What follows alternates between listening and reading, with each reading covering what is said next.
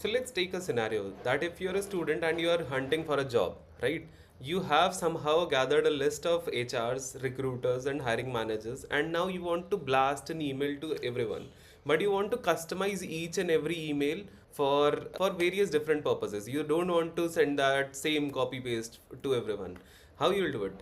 Let's say if you are a normal candidate, you'll use a Gmail like this. You'll head over to the Gmail, right? And click on compose mail, add a few different mail IDs, let's say abc at the rate gmail.com or bcd at the rate gmail.com. Have a subject, hi recruiter, right? You'll have something and then you'll click send. So this will send a same duplicate copy to each and everyone, which is not personalized, and you don't have much of a chance to get a reply. But let's say you want to have a better approach. You want to send different emails, but you want all these emails stored in a, let's say, spreadsheet. You have used ChatGPT and created all these different emails and stored in a chat spreadsheet. How you'll do it? So it's very pretty easy to make. So you first have to head over to the make.com, right? And click on this create a new scenario. Once you are here and you see this board, add a module called Google Sheets and we'll click on watch new rows, right? So we already have this connection set up, and I'll tell you how to set it up in next part of the video. And just click on the spreadsheet. The spreadsheet ID I have created is make.com, make, and the sheet name is sheet 1. Okay, so I'm talking about this sheet, right? So it's already there. And does it contain headers? Yes. And we have limited the number of responses it will return as 2. So we just want to return two email IDs at a time. So once it's done, click onto the save, right? And on specific ID, click all and click save, right?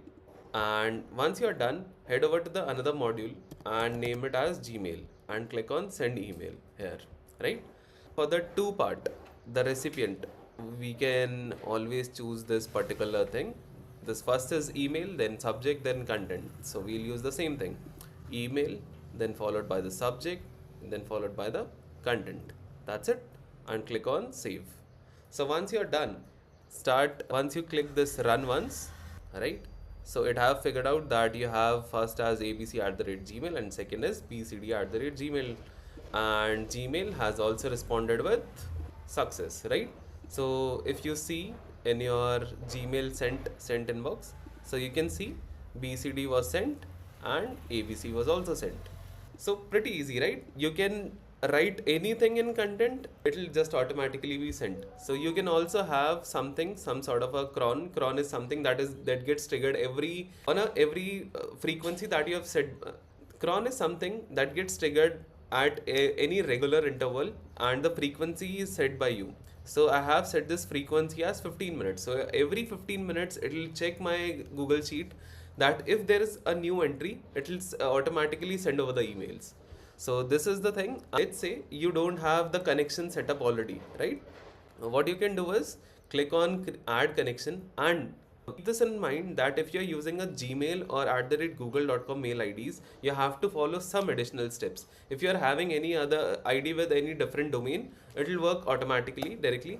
And if you don't have these, so click on show advanced settings, and you can see there are two columns that you have to fill up, which is a client ID and client secret. So as to figure out client ID and client secret, head over to console Google.